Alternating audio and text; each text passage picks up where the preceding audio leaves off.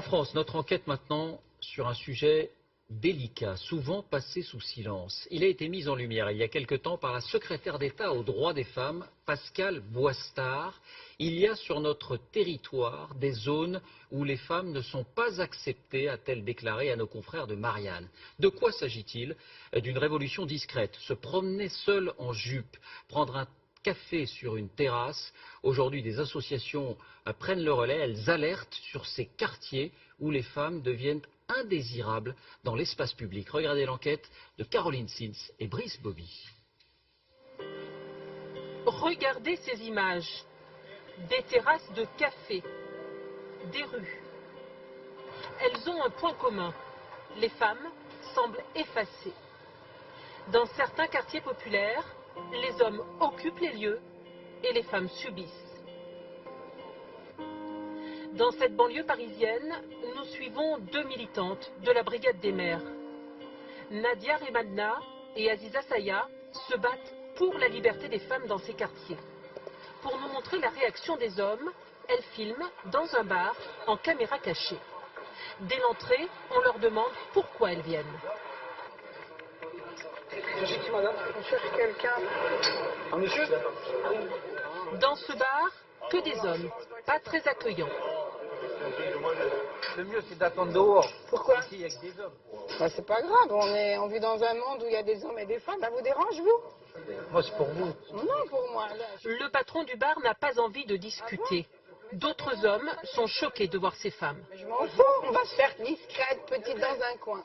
Il y a que des mecs dans ce café. Et comment c'est normal qu'il n'y a que des mecs? Imagine que tu veux prendre un café avec une cousine, une amie, ta femme. Non? Normal. Elle reste chez elle. Ta cousine, elle reste chez elle. Ah bon? Elle fait ce qu'elle veut, mais pas avec moi. Ben voilà, dans ce café, il n'y a pas de mixité. Est-ce que c'est normal?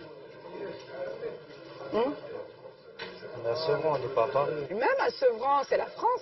C'est dans le 93. Et alors, les 80... Et alors? À Paris, c'est des mentalités différentes. C'est comme en Grèce. Aller dans un bar, ici, c'est braver un interdit pour une femme. Tu fais ça en Arabie Saoudite, tu dis ouais. Mais ça, on est en France. On est en train de dire, ah mais tu te rends compte, il y a des femmes quand même qui ont été dans un café. Pourquoi les hommes rejettent-ils les femmes? Un problème de tradition, de culture, mais aussi de religion, selon ces militantes. En 2005, quand il y a eu les révoltes des banlieues, ben, on a appelé les grands frères pour calmer les jeunes. Et puis voilà, qui dit grand frère, ça veut dire on a exclu déjà la femme, on a exclu la mère, on n'a pas fait appel aux parents, ce qui aurait été plus légitime. En fin de compte, on a donné la place à ces hommes qui aujourd'hui, ben, j'allais pas dominent, mais qui ont pris les quartiers, qui ont pris la place, quoi. L'islam, ils l'ont mixé. Pour moi, l'islam, c'est comme le code pénal maintenant. Et voilà, faut pas faire ça, ça c'est interdit, ça c'est interdit. Tout est interdit, alors qu'on est en France quand même. Et aujourd'hui, je pense que... Pendant l'interview, une voiture s'arrête. Voilà, on se pense à tout dire parce que notre combat est légitime. Les jeunes que je connais, Une façon d'intimider ces femmes, régulièrement menacées. Elles préfèrent arrêter l'interview. Dans cette banlieue de Lyon, des femmes semblent s'être résignées. Comme cette assistante maternelle qui fait tout pour ne pas se faire remarquer. Je mets des vêtements sombres, des pantalons, pas de jupe, pas de maquillage déplacé, de rouge à lèvres rouge, c'est pas possible. Voilà. On s'efface, on essaie de s'effacer, d'être le plus discret possible. Pourquoi? Parce qu'on a peur, tout simplement.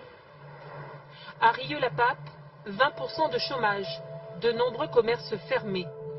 Les maîtres des lieux sont de jeunes hommes. Peu de femmes dans la rue et notre caméra n'est pas la bienvenue. Allez, on y va les filles, on va faire quelques commerces. Des femmes ont pourtant décidé de se battre. Régulièrement, elles organisent des marches. Habitantes du quartier, de tous bords politiques, elles veulent reprendre leur place, s'imposer. Comme dans ce café fréquenté uniquement par des hommes. on ait cette notion de convivialité, oui. Voilà, oui. De convivialité, parce que c'est important dans une ville. Oui. Que ça se mélange, qu'il n'y ait pas un endroit où on passe, voilà, comme ça. Il faut que tout le monde soit à l'aise, et puis aussi qu'ils amenez vos femmes, enfin. Embarrassé, le patron se défend. J'accepte tous les clients. J'ai pas de problème avec les femmes, ni avec les hommes, ni avec tout le monde. Mais ici, aucune femme.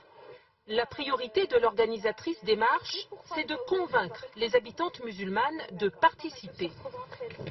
Mais notre but, un petit peu, nous, de mélanger. voilà, qu'on aimerait que... Après, il y a les convictions religieuses qui font que la femme, elle peut pas trop se mélanger. Enfin, elle peut pas du tout, même il n'y a pas de mixité en fait.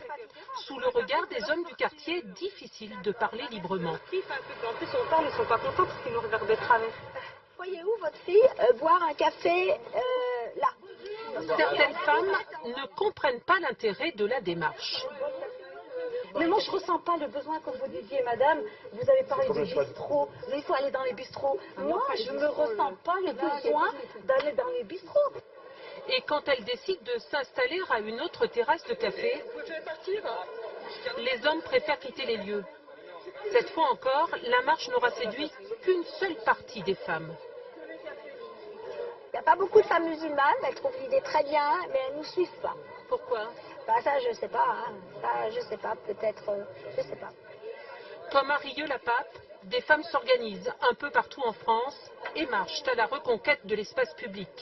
Un combat qui ne fait que commencer.